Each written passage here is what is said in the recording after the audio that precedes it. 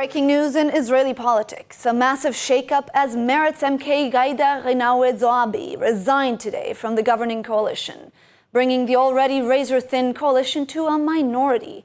With us to discuss the potential consequences of this move is Marc Schulman, political analyst and columnist for Newsweek. Thank you so much for being with us, Marc. Another tumultuous day in Israeli politics. Can you tell us what was going on behind the scenes, and if there were any signs that this was about to happen?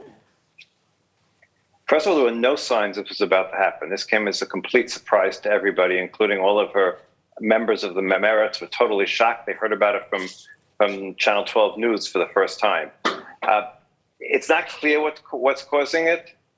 Clearly, her letter said she couldn't take what happened on Ramadan, what happened on the Temple Mount, the killing of the journalist. That was too much for her. She had to resign. Now, she's not resigning from the Knesset right now. That would be a simple thing. If she resigned from the Knesset, a different Meretz member would take over, and it wouldn't make any difference. So it's not clear what her goal here is. The general sense, and of course, this is a developing story, and it will change over the next few hours. The general sense is some sort of arrangement can be made. I mean, think about it. The last thing that anyone in Meretz or anywhere on the left wants is new elections and the possibility of the right wing coming to power. The realistic thing is, politicians understand that yes, this is not the government of the dreams of Meretz, and I'm sure this is not the government of the dreams of this Chavaret Knesset. But the reality is, you don't get your dreams. Right. And Meretz is getting a lot done in the areas that it cares about. And, it's not getting everything done that it would like. Right, but what does this mean for the current government's ability to continue? I mean, it's not the dream scenario, but it has consequences. Right, actually it has consequences. The question is very simple.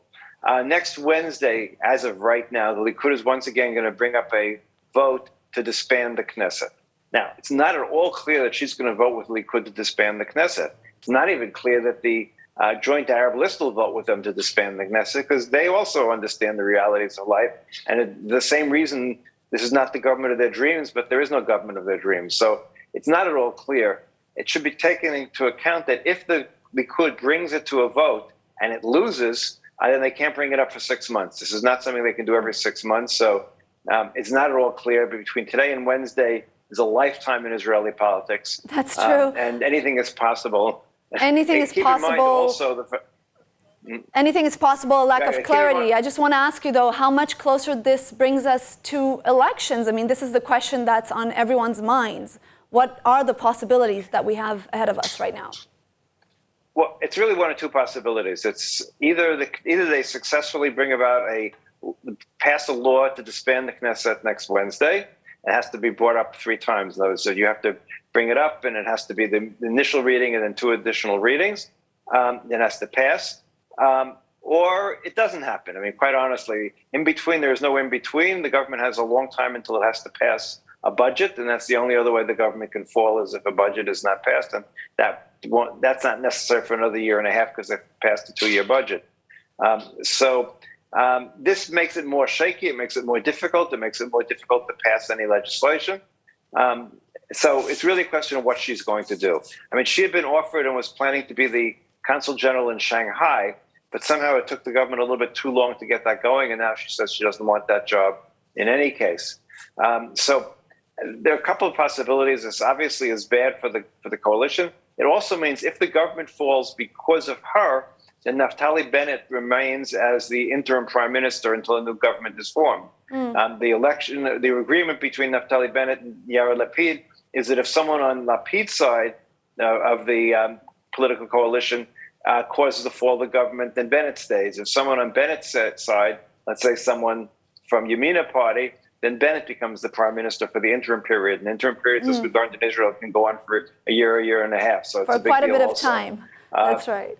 Well, I want to go back to what you mentioned about Zoabi. Like, what does she have to gain doing something like this right now? Is she hoping that the cards were already dealt for the government's future anyway and decided to get ahead?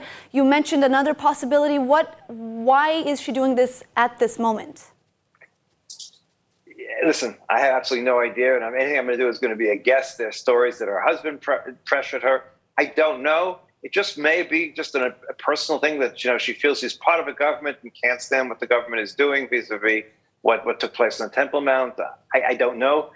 Again, it shows a complete lack of professionalism as a politician, because once again, you were elected by Meretz. The Meretz voters are the people who overwhelmingly want this government to continue. So what does she gain? Maybe she can sleep better at night. Maybe she feels she can't sleep well being part of a government that's doing this.